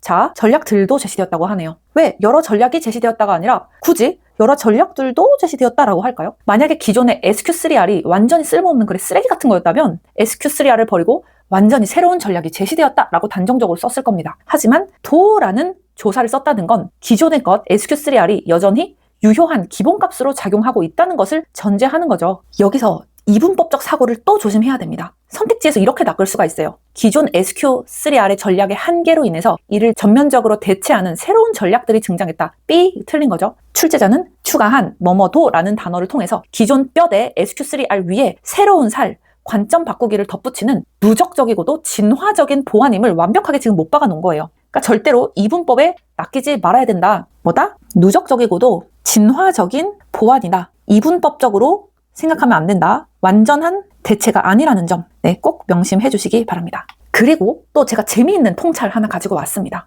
자, 관점 바꾸기를 추가했다고 했죠. 관점 바꾸기를 추가했다는 건 바꿔서 생각하면 어떤 의미예요? 기존 SQ3R에는 관점 바꾸기가 없었다는 뜻이죠. 추가했다는 건 전에는 없었다. 즉 포함과 배제의 원칙이 적용되는 겁니다. 또 이 문단에서 SQ3R 5단계를 다시 살펴보면 5단계 내내 독자의 시선은 어디에만 꽂혀져 있죠? 제목, 목차, 철저하게 종이에 인쇄된 텍스트, 그리고 배경 지식을 통해서 결국 종이에 인쇄된 텍스트 그 자체 내에서 계속 갇혀서 노는 거죠. 즉, 이 문단의 SQ3R 5단계는 내재적 세계에만 갇혀져 있었는데 관점을 바꾼다는 건 무슨 의미예요? 텍스트가 가지는 게 아니라 사람끼리 바꾸는 거예요. 이 글을 쓴 살아 숨쉬는 그 인간, 저자와 독자, 이 위치를 바꾼다는 거죠. 즉 내재에서 외재적 존재로 시선을 완전히 폭발적으로 확장시킨 겁니다. 야, 미쳤네. 출제자 지금 단순한 독서법을 나열하는 게 아니라 1, 2문단은 독자와 텍스트라는 이제 닫힌 1차원적 세계에서의 싸움이었다면 이제는 저자의 관점이라는 인간끼리, 즉 텍스트 외부에 있는 인간, 외재적 존재를 끌어들임으로써 독서라는 행위를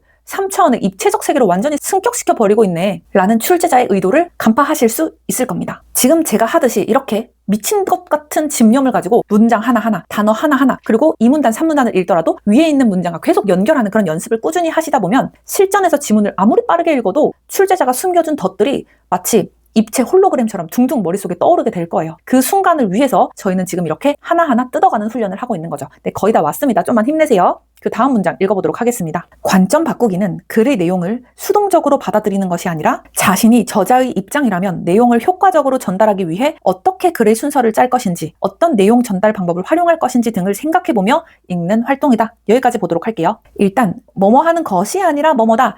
A가 아니라 B, 즉 수동이 아니라 능동, 이 구조가 사용되면 반드시 여러분들 표시를 해두셔야 됩니다. 선택지에서 출제자가 A 아니라 B를 왜곡하기 가장 좋은 지점이기 때문이죠. 그리고 이 문장도 되게 재밌는데요. 자신이 저자의 입장이라면 내용을 효과적으로 전달하기 위해서 어떻게 글의 순서를 짤 것인지, 그 다음 어떤 내용 전달 방법을 활용할 것인지, 이 아무 생각 없이 읽으면 그냥 아무 생각 없는 내용이 되는데요. 자, 첫 번째 볼까요? 어떻게 글의 순서를 짤 것인지, 글 전체의 목차, 뼈대, 단락 배치를 조망하고 있는 거죠. 이거는 완벽한 거시적인 렌즈입니다. 그렇다면 어떤 내용 전달 방법을 활용할 것인지, 뭐 예시를 쓸지, 비유를 쓸지, 대조를 쓸지 이렇게 문장 단위의 전술을 뜯어보는 건 미시적 렌즈죠. 즉 출제자가 저자가 사용할 수단을 구체적으로 두 가지로 쪼개주었네요. 아니 근데 왜 굳이 거시와 미시, 즉 순서에서 거시, 전달 방법에서 미시 이렇게 콤보로 이렇게 던졌을까? 위에서 훑어보기가 대강의 내용, 즉 거시에서 중점 내용, 미시로 이렇게 줌인해서 들어갔던 거 기억나시죠? 그것처럼 지금 관점 바꾸기 역시도 숲 전체의 뼈대를 보고 나무의 디테일을 패는 완벽한 거시와 미시의 융합이라는 걸 보여주고 싶은 거예요. 이걸 딱 보시면 선택지에서 이렇게 나올 수가 있어요. 관점 바꾸기는 글의 세부적인 정달 방법보다 전체 순서, 거시에 몰입한다. 이렇게 이분법적으로 쪼개서 내면 이거 바로 틀렸다고 체크하셔야겠죠. 마지막으로 생각해보며 읽는 활동이다. 여기 약간 주목해볼게요. 마지막 서술어까지 끝까지 눌러 읽으셔야 됩니다. 단순히 내용을 아는 활동이다가 아니라 생각해보며 읽는 활동이다라고 하면서 입체적인 표현을 쓰고 있습니다. 글은 종이 위에서 1차원적인 활자로 단선적으로 쓰여 있죠. 하지만 저자의 의도, 뼈대 짜기, 전술 등을 생각하면서 읽는 순간 이 1차원적인 종이 쪼가리는 머릿속에서 입체적인 3D 건축물로 웅장하게 솟아오르게 되는데요. 이거 기억나시나요? 위에서 이 문단 훑어보기에서 잡았던 짜임새 있게 구성하여, 짜임새 있게 구성하여 라고 했던 거 기억나시죠? 짜임새 있게 구성하여 라는 표현이 지금 관점 바꾸기에서 생각해보며 읽는 활동이다 라는 표현을 통해서 이제 궁극의 형태로 완성되고 있다. 이거를 증명하고 있는 서술어가 아닐까라는 생각이 들었습니다. 그 다음 문장인데요. 저자의 입장에서 글을 읽는 태도를 갖기 시작하면 내용을 분석적으로 읽을 수 있다. 출제자가 굳이 글을 읽는 방식, 글을 읽는 기술이라고 하지 않고 글을 읽는 태도라고 명명을 했습니다. 이게 무슨 뜻일까요? SQ3R의 훑어보기나 질문하기 같은 것들은 내가 겉으로 취하는 행위나 스킬에 가깝습니다. 하지만 태도는 뭐죠? 내 머릿속의 근본적인 자아를 저자로 세팅하는 정신적이고 철학적인 마인드셋의 문제예요. 즉 읽기의 방법론이 단순한 행위의 차원을 넘어서 존재론적인 인식의 차원으로 깊어졌음을 보여주는 단어입니다. 출제자가 단어 하나하나를 얼마나 섬세하고 신경 써서 모든 의도를 다 담아서 단어 하나를 선택하는지 그거를 알려드리고 싶었고요. 그리고 저자의 입장에서 글을 읽는 태도를 갖기 시작하면 이런 거에다 세모를 치세요. 선생님 뭐에 세모 친 거예요? 즉 조건이 걸리는 것을 항상 체크하자는 거예요. 태도를 갖기 시작하면 이렇게 if의 명확한 조건절로 시작하죠. 그리고 뒤에는 내용을 분석적으로 읽을 수 있다는 결과가 나오는 겁니다. 이런 조건절을 자동 반사적으로 체크해야 되는 이유는 출제자들이 선택지에서 이걸로 장난을 치기 때문이에요. 이렇게 조건문이 나오면 무조건 화살표의 방향을 비틀거나 대우 명제를 써서 장난을 치기 때문이죠. 즉 원인과 결과를 뒤집어 버리면 바로 틀렸다고 체크를 할 수 있게 아예 우리는 지문을 읽을 때부터 출제자의 함정을 바로바로 먼저 체크해버리자. 진짜 마지막으로 분석이란 단어의 무게감을 한번 느껴보겠습니다. 분석이라는 단어의 질감을 예민하게 한번 느껴볼게요. 분석이 뭐죠, 여러분들? 덩어리진 것을 잘게 쪼개서 그 뼈대와 구조를 파악하는 행위를 분석이라고 합니다. 하수들은 글을 읽을 때 텍스트를 그냥 하나의 덩어리로 뭉뚱그려서 그냥 수용해버리는데요. 즉 수동적으로 받아들이는 거죠. 그런데 저자의 입장에서 스위치를 딱 키면 독자의 눈앞에 있는 텍스트는 하나의 덩어리로 뭉뚱그려진 게 아니라 해체하고 쪼개어져 볼 수 있는 조립품으로 변한다는 겁니다. 즉 분석적으로 읽을 수 있다. 여기서 이 예시를 썼네? 여기서 이 순서로 배치했네? 라면서 텍스트를 하나하나 해체하고 능동적으로 파악할 수 있는 그런 시선을 갖게 된다는 거죠. 그러한 저자의 입장으로 된 시선을 분석적이라는 단어 하나로 압축해낸 것입니다. 자, 마지막 문장 읽어볼게요. 또 다른 전략에서는 숙고하기를 추가하였는데 이는 글을 읽은 뒤에 자신의 배경 지식과 이해한 내용을 연결하여 글의 내용을 깊이 있게 이해하는 활동이다. 자, 출제자가 대놓고 시간축 잣대를 또 들이밀었네요. 글을 읽은 뒤에 즉 사후 활동이라는 걸 아예 대놓고 표현을 해주고 있는 거죠. SQ3R의 5단계에서 훑어보기와 질문하기는 사전, 암송, 재검토하기는 사후였던 거 기억나시죠? 이렇게 시간의 축에 관련한 표현을 계속 쓰면서 사전, 사중, 사후 이렇게 나누는 거는 선택지에 무조건 나온다는 거예요. 선택지에 어떻게 나온다? 시간축을 섞어버려서 오답선지로 내겠다는 거죠. 이거를 충분히 느끼고 문제로 내려가셔야 됩니다. 자, 계속 읽어볼게요. 자신의 배경 지식과 이해한 내용을 어떻게 한다? 연결하여 글의 내용을 깊이 있게 이해하는 활동을 한다. 자신의 배경 지식이 뭐죠? 독자의 머릿속에 축적된 경험과 지식, 즉 외재적 인지 차원이면서 주체인 거죠. 그러면 이해한 내용은 뭔가요? 내재적 텍스트 정보이면서 객체입니다. 이 두 가지를 어떻게 한다? 연결한다. 즉 앞에서 1, 2문단은 책 안에 있는 내재의 정보를 씹어먹는 데 집중을 했다면 3문단 이하에서 관점 바꾸기에서는 이제 저자, 즉 외재의 상황으로 들어간 거죠. 그리고 마지막 숙고하기에 와서는 뭐다? 내재와 외재를 완벽하게 융합시켜버리네. 내재와 외재를 완벽하게 융합시켜버리는 거네. 즉 이 출제자가 말하고자 하는 독서라는 게 단순히 정보를 내 뇌에다가 카피하는 정도가 아니라 내가 가지고 있던 외재적 지식과 텍스트 안에 있던 내재적 정보가 만나서 새로운 의미를 창조해내는 지금 융합 과정이다라는 걸 지금 이 마지막 문장에서 선언해주고 있는 겁니다. 이렇게 마지막 지문까지 끝났는데요. 이렇게까지 보면 이 지문은 단순히 글을 잘 읽는 스킬 5가지를 나열한 설명문이 절대 아닌 거죠. 다차원 독해의 시선으로 투시해보면 이 글은 텍스트를 대하는 인간의 태도가 어떻게 진화하는지 이걸 보여주는 세계의 거대한 차원, 프레임으로 굴러가는 완벽한 건축물입니다. 자, 이제 저희가 문장 단위, 단어 하나하나 조사까지 미친 듯이 쪼개고 분석을 해봤는데요. 이제 이 지문을 멀리서 숲처럼 전체를 내려다보면서 웅장하게 하나의 뼈대로 한번 엮어보겠습니다. 저는 이 지문을 이렇게 3층 탑으로 한번 그려봤는데요. 제 일계층으로는 근본 철학을 가져와 봤어요. 이 부분이 지문 가장 밑바닥에 깔린 근원적인 인식론이라고 생각을 해서 지문 전체를 장악하는 궁극의 최상위 주차원이 이게 아닐까라고 생각해봤습니다. 그게 뭐냐? 수동적 수용자와 능동적 창조자, 즉 수동적 수용자 객체의 능동적 창조자인 주체, 이거를 지문 전체를 장악하고 있는 최상위 주차원으로 꼽았는데요. 무슨 말이냐? 글에 질질 끌려다니면서 정보를 꾸역꾸역 집어넣는 수동적 수용자에서 벗어나서 우리가 독자가 텍스트를 통제하고 창조하는 능동적 주체로 인간의 지위가 격상되는 걸 보여주는 지문이라는 거죠. 그 다음은 제2계층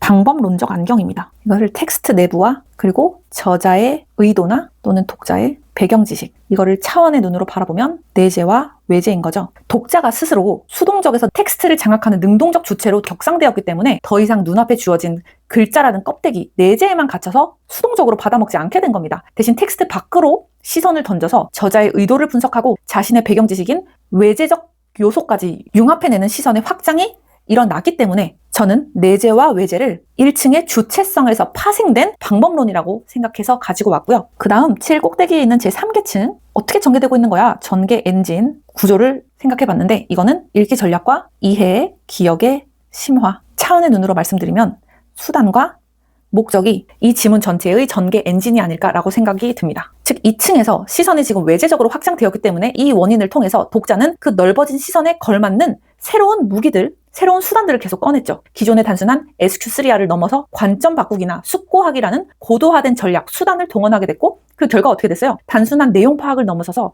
입체적이고 깊이 있는 이해, 즉 목적을 달성하게 되는 거죠. 이 3계층은 가장 겉으로 드러나서 지문의 문단과 문단을 이끌고 내려가는 실질적인 전개 엔진, 즉 구조적인 주차원 역할을 한다라고 파악이 돼서 지문 전체를 이렇게 3층 탑으로 한번 구조화시켜봤습니다. 여러분, 지금까지 보여드린 독해야말로 텍스트 이면에 숨겨진 출제자의 진짜 의도와 덫을 완벽하게 통찰하는 과정입니다. 이 정도의 분석력을 장착하고 여러 차원에서 지문을 뜯어보는 훈련을 한다면 앞으로 수능이나 평가원에서 그 어떤 고난도 지문이 출제되더라도 여기서 수동을 능동으로 꺾었네, 여기서 내재를 외재로 확장시켰네 라면서 출제자의 머리 위에서 지문을 완벽하게 통제하며 읽어내실 수 있을 겁니다. 자, 그럼 이 방식 그대로 기계적으로 대입을 해서 문제를 하나씩 풀어보도록 하겠습니다. 1번, 윗글에 대한 이해로 적절하지 않은 것은? 일반적인 수험생들, 소위 말하는 하위권 학생들은 이런 문제를 만나면 어떻게 풀까요?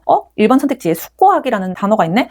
지문으로 돌아가서 숙고하기가 어디 있는지 찾아보자. 3문단에 있네? 이렇게 신중하게 하나하나 이렇게 눈알을 굴려가면서 지문과 선택지를 핑퐁하듯이 오가고 수능 그림 찾기를 하면서 풀겠죠. 그러면 시간 다 날아가고 멘탈 다 털립니다. 자, 저희들은 이제부터 어떻게 풀어야 되느냐? 제 강의를 수강하시는 여러분들은 지문 독해가 끝나는 순간 머릿속에 자질구레한 텍스트가 이렇게 모래알처럼 흩어져 있는 게 아니라 사전, 사중, 사후, 수단, 목적, 수동, 능동이라는 명확한 차원 폴더들이 쫙 깔려 있어야 됩니다. 그러면 지문으로 돌아갈 필요도 없이 선택지가 이 폴더에 제대로 들어갔는지만 기계적으로 대입해보면 되는 거거든요. 1번 선택지부터 볼게요. 자, 숙고하기는 읽을 글을 신중하게 선택하는 활동이다. 자, 숙고하기는 앞에 숙고하기와 읽을 글을 신중하게 선택하는 활동을 한번 끊어볼게요. 이 문제도 나올 거라고 예측했던 부분에서 나온 거예요. 숙고하기를 정의하면서 위에 3문단에서 굳이 글을 읽은 뒤에라고 시간축을 대놓고 명시해줬습니다. 즉 숙고하기는 철저한 사후 활동의 폴더에 들어있는 녀석이었죠. 그런데 선지의 서술어는 어때요? 읽을 글을 신중하게 선택하는 활동? 아직 책을 펴기도 전이라는 거죠. 즉 이 뒷내용은 사전 활동 폴더에 속하는 행위입니다. 시간축 프레임이 정반대로 충돌했기 때문에 적절하지 않은 것은 정답은 1번입니다. 만약 실전이었다면 1번 틀린 거는 너무 확고한 다채로운 프레임의 오류였잖아요. 그리고 시간축의 충돌이라는 것도 저희가 너무나도 명확하게 예측했던 부분에서 충돌한 거기 때문에 나머지 선택지 볼 필요도 없이 바로 넘어가셔야 됩니다. 근데 저희는 지금 훈련하는 과정이니까 나머지 선택지들만 이제 다차원 폴더들에 얼마나 완벽하게 기계적으로 쏙쏙 들어맞는지 확인만 해볼게요. SQ3R은 지식을 습득하기 위한 읽기 전략의 하나이다. 지식을 습득하기 위한 목적 달성을 위해서 SQ3R이라는 수단이 1문단에서 세팅되었죠. 맞는 설명. 3번, 학습을 위한 읽기는 글의 내용 파악과 기억이 중요하다. 학습을 위한 읽기라는 목적 달성을 위해서 파악과 기억이라는 목적 달성을 위한 수단, 요건이 달성되어야 된다라고 했었죠. 1문단에서 세팅했던 거대했던 수단과 목적 폴더가 완벽하게 일치합니다. 그 다음 4번, 글을 읽고 전체 내용을 재확인하는 것은 SQ3R에 포함된다. 자, SQ3R의 5단계 중에 마지막 재검토하기 단계 기억나시죠? 세부 내용을 미시적으로 파고든 뒤에 마지막에 다시 숲을 조망하는 재거시적 조망이 있었다고 했었습니다. 즉 글을 읽고 미시적으로 파고든 뒤에 전체 내용을 재확인하는 것, 거시적 시각에서 다시 숲을 조망하는 것은 SQ3R의 사후 활동에 포함되는 거 맞는 설명이죠. 5번, 관점 바꾸기를 통해 글의 내용을 분석적으로 읽을 수 있다. 관점 바꾸기를 통해서 분석적으로 읽을 수 있다. 관점 바꾸기를 하면 수동적으로 정보를 받아들이는 태도에서 어떻게 순서를 짰지? 왜 이렇게 배치했지? 라면서 능동적으로 텍스트를 해체하고 분해하는 능동적인 분석적 읽기로 진화한다고 얘기를 했었죠. 즉 완벽하게 지문의 구조적 뼈대를 이제 번역한 선지입니다. 따라서 맞는 설명, 정답은 변함없이 1번이네요. 이렇게 단순한 일치 불일치 문제조차도 다시 지문으로 올라가서 숨은 그림 찾기를 하는 게 아니라 우리가 머릿속에 세팅해준 다차원 구조, 사전, 사후, 수단, 목적, 주체, 객체, 능동, 수동이라는 그런 엑스레이 안경만 들이대면 출제자가 어떻게 바꿔치기를 해서 함정을 팠는지 그 얄팍한 뼈대가 바로 들여다보이게 되는 거예요. 2번, 윗글에서 확인할 수 있는 기억의 예로 가장 적절한 것은? 기억은 뭐였죠? 새로운 활동을 추구한 여러 전략들도 제시되었다라고 해서 관점 바꾸기의 예시를 찾는 적용 문제인데요. 이것도 똑같이 저희 일치 불일치 왔다 갔다 지문 선택지 왔다 갔다 하는 게 아니라 머릿속에 차원의 폴더를 세팅해 두고 이 폴더에 우리가 무슨 속성값을 넣어뒀었지? 이렇게 기계적으로 대입만 하면서 문제를 풀어보도록 하겠습니다. 참고로 저희 먼저 정리를 해보면 관점 바꾸기는 어떤 속성값이 들어가 있죠? 수용자라는 독자, 또 창조자라는 저자, 우리가 이 창조자 입장에도 가보자라고 했었죠. 또 수동, 능동, 또 수단, 목적 이렇게 많이 쓰였었습니다. 자, 선택지로 한번 내려가 볼게요. 네, 선택지 1번부터 가기 전에 제가 한마디만 더 드릴게요. 자, 우리가 찾고 있는 관점 바꾸기의 가장 중요한 핵심 키워드가 뭐죠? 저자의 입장입니다. 저자의 입장. 즉, 키워드를 잡고 선택지 5개를 쓱 한번 가볍게 스캔을 해보세요. 글을 읽은 후 읽기 전에 만든 목차를 보며 저자가 의도한 대로 저자의 입장에서 자, 1, 2, 3번 선택지에는 저자라는 키워드조차 없죠. 그런데 선택지 4번, 5번은 뭐예요? 저자라는 핵심 키워드가 바로 들어가 있습니다. 사실 이렇게 선택지를 추려내면 정답 확률은 50%로 다 보기 전보다 50%로 치솟고 풀이 시간도 확실히 줄어듭니다. 자, 다 설명을 드리겠지만 우리가 선택지를 추린 게 맞는지 4번, 5번 선택지부터 한번 보도록 할게요. 4번, 5번 선택지부터 우리의 다차원 판별기를 기계적으로 대입해 보도록 할게요. 선택지 4번입니다. 저자가 의도한 대로 수동적인 입장에서 글의 내용을 정리하며 읽어본다. 자, 저자가 의도한 대로 여기까지는 괜찮았는데 수동적인 입장에서 글의 내용을 정리하며 읽어본다고요? 여러분들, 저희가 관점 바꾸기를 해체할 때 A가 아니라 B 구조 기억나시나요? A가 아니라 B 구조에서 수동성을 처참하게 찢어버렸었죠. 그리고 능동적인 입장이 나와야 된다. 이거 출제자가 바꿔치기 할 가능성이 높은 전형적인 속성 바꿔치기 함정이다라고 말씀을 드렸었는데요. 네, 바로 여기서 나왔습니다. 네, 틀린 선택지. 5번. 글의 내용 중 어떤 것을 글의 첫머리에 배치하면 좋을지 저자의 입장에서 생각해보며 읽는다. 자, 저자의 입장에서라는 말이 바로 우리가 세팅했던 단순 수동적인 수용자에서 적극적이고도 능동적인 저자, 창조자로 권력이 역전하고 있는 거죠. 거기다가 어떤 것을 글의 첫머리에 배치하면 좋을지라는 저자가 세팅했던 거시적인 수단까지도 완벽하게 일치하고 있습니다. 따라서 5번은 맞는 설명으로 정답. 바로 3번으로 가도 되지만 저희의 기계적인 훈련을 위해서 1, 2, 3번 같이 확인하고 넘어가 보도록 할게요. 1번, 글을 읽은 후 중요하다고 판단되는 문장을 되뇌어 본다. 자, 1번 선택지를 판별하기 위해서는 글을 읽은 후니까 사후, 그리고 되뇌어 본다라고 하니까 자신의 언어로 표현하고 암송한다는 얘기죠. 즉 SQR 4단계에 있었던 암송하기 폴더입니다. 즉 관점 바꾸기 폴더가 아니니까 땡. 2번, 읽기 전에 만든 질문에 대해서 그래서 답을 찾아보며 읽는다. 자, 답을 찾아보며 읽는다가 뭐였어요? 사중 플러스 목적 지향적 차원이죠. 즉 이 문단에서 SQR 3단계에서 있었던 읽기 폴더입니다. 사중과 목적 지향적. 따라서 이것도 관점 바꾸기 폴더가 아니니까 땡. 선택지 3번. 글의 목차를 보며 글에서 다루고 있는 내용을 예측해본다. 자, 글의 목차를 보면서 예측한다고? 즉 목차 플러스 거시적 조망이죠. 거시적 조망으로 예측했던 거 저희 어디예요? 목차 내용도 있으면서 1단계에서 있었던 훑어보기 사전 폴더였습니다. 따라서 관점 바꾸기가 아니니까 땡. 네, 정답은 5번. 네, 여러분 드디어 독서 지문의 하이라이트이자 오답률을 가장 극악으로 끌어올린 대망의 3번 보기 적용 문제입니다. 보통 대부분의 학생들은 이런 보기 문제를 만나면 어떻게 풀까요? 실험이 이렇게 2개나 있네? A그룹은 어떻게 했고 B그룹은 뭘 했고 C그룹은 어떻게 했고 이러면서 보기의 상황에 깊게 감정이입을 하고 스토리를 이해하려고 끙끙댑니다. 그리고 나서는 1번 선지와 지문과 보기를 완전히 왔다 갔다 하면서 숨은 그림 찾기를 시작하죠. 네, 이렇게 하면 시간 다 날아갑니다. 저희는 어떻게 풀어야 되냐? 보기에 아무리 복잡한 실험이나 낯선 스토리가 쏟아져도 결국 출제자가 묻고자 하는 건 우리가 1, 2문단 앞에서 영혼을 갈아서 만들어 두었던 그 다차원 폴더를 벗어날 수 없다는 거죠. 보기 실험부터 일단 기계적으로 분류를 해보도록 하겠습니다. 먼저 훑어보기와 관련된 실험에서 A그룹부터 볼게요. A그룹은 뭐죠? 제목이나 요약문을 훑어보는 방법을 알려줬다고 하니까 지금 거시적 렌즈를 쓴 거고, 또 훑어보기 자체가 사전 활동이죠. 또 훑어보는 방법을 적용해서 글을 읽도록 했다고 하니까 아무래도 배경 지식을 활성화시켰을 거다. 그게 훑어보기의 특징이니까. 그 다음 두 번째 보면 질문하기와 관련된 실험에서 C그룹과 D그룹을 나눴는데 C그룹에만 개념을 선별하고 정리하는 데 활용할 수 있는 질문을 제공하고 그걸 활용해서 글을 읽게 했습니다. D그룹은 하지 않았고요. C그룹 폴더에는 뭐가 들어가야 돼요? 질문을 제공받아 읽었기 때문에 사중 활동이면서 선별하고 정리했다고 했죠. 즉 포함과 배제의 필터링이 들어갔네. 또 C그룹은 얼마나 잘 기억하는지 측정한 결과 우수했다. 목적 달성했네. 목적이 뭐였는데요? 기억력 증가시키는 거, 기억 많이 하는 거. 자, 적절하지 않은 거 한번 골라보도록 하겠습니다. 1번.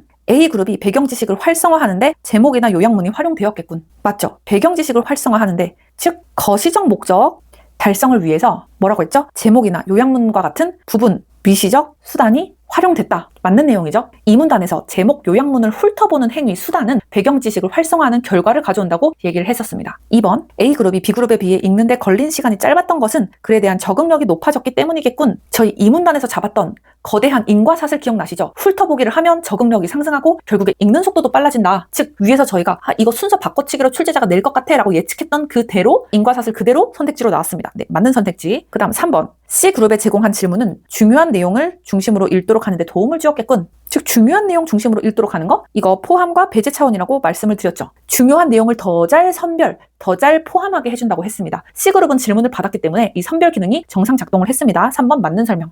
4번 볼게요. C그룹에 독자가 질문을 만들어 글을 읽도록 한다면 독자의 능동성은 질문을 제공받았을 때와 유사하게 나타나겠군. 즉 이거는 제가 너무너무 제가 강조를 드렸고 나올 거다라고 했던 부분에서 나왔다고 말씀을 드렸죠. 지문으로 다시 가보면 여기에 있네요. 타인이 질문을 제공한 경우에도 발생을 하는 거고 스스로 만든 질문을 활용하면 더욱 강화된다. 효과가 증폭된다라고 했습니다. 이거를 이분법적으로 끊어내거나 유사하거나 비슷하다 라는 엉뚱한 값을 나오게 출제자가 이제 선택지로 많이 만든다고 말씀드렸는데요. 이거는 전형적으로 출제자가 효과의 크기를 강제로 똑같이 뭉개버린 전형적인 정도 바꿔치기 함정입니다. 매우 유사하게가 틀린 거죠. 정답은 4번. 마지막 5번입니다. C그룹이 D그룹에 비해 내용을 더 잘 기억하는 것은 질문에 답을 찾는 과정에서 내용에 집중하며 읽었기 때문이겠군. 자, 1문단에서 거대한 목적이었던 게 지금 여기 폴더에 매칭이 되는 건데요. 답을 찾는 과정에서 내용에 집중해서 읽었기 때문에 결국에 뭐다? 내용을 더 잘 기억한다. 즉 질문을 활용한 C그룹이 기억력이 우수한 이유를 지문의 인과공식 그대로 기계적으로 번역했던 완벽한 선택지인 거죠. 따라서 정답 5번도 맞는 선택지입니다. 자, 여러분들. 지문을 읽을 때 출제자의 설계도를 완벽하게 장악을 해두었다면 문제는 그저 만들어둔 폴더에 데이터를 넣고 에러 값을 걸러내는 기계적인 과정일 뿐입니다. 자, 지금까지 수강해주셔서 너무 고생 많으셨고요. 다음 시간에는 2027학년도 6월 평가원 모의고사의 두 번째 지문으로 찾아뵙도록 하겠습니다. 고생 많으셨습니다.